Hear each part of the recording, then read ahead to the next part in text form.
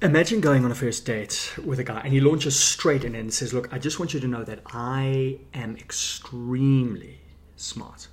Oh, I dress, well, I mean, you can see for yourself, and I am pretty amazing in bed. Oh, I've got testimonials. And he continues like that for the next 20 minutes.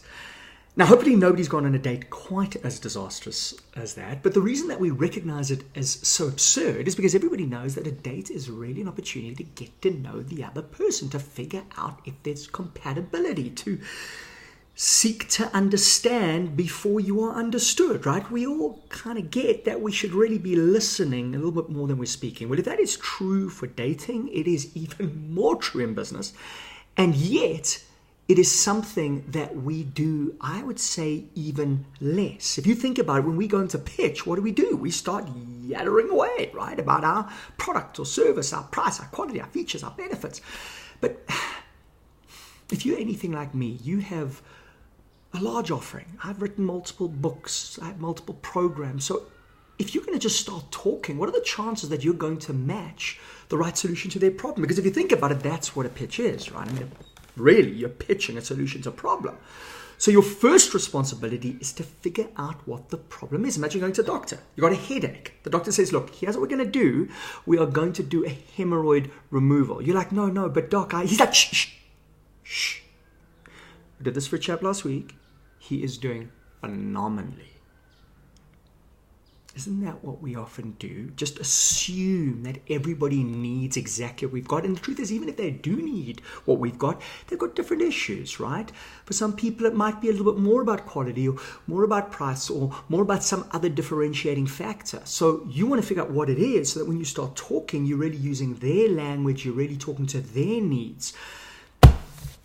The 6-step TOPS method in Pitch to Win is pretty extensive.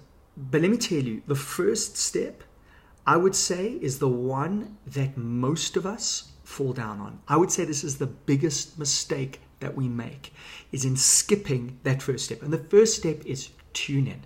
Just tune in. Imagine that each person you encounter has got an invisible antenna behind the back of their head that is tuned into one frequency and one frequency only, WIIFM. What's in it for me? Right? That's really what they care about. They don't really care about us. They don't really care about our product, our company. They don't care about all of that. Certainly not initially. They may start to care about some of it when we can show them how it will serve them. And folks, that's really the critical key here. At the heart of the TOPS method is purpose, is mission. That's what this is about.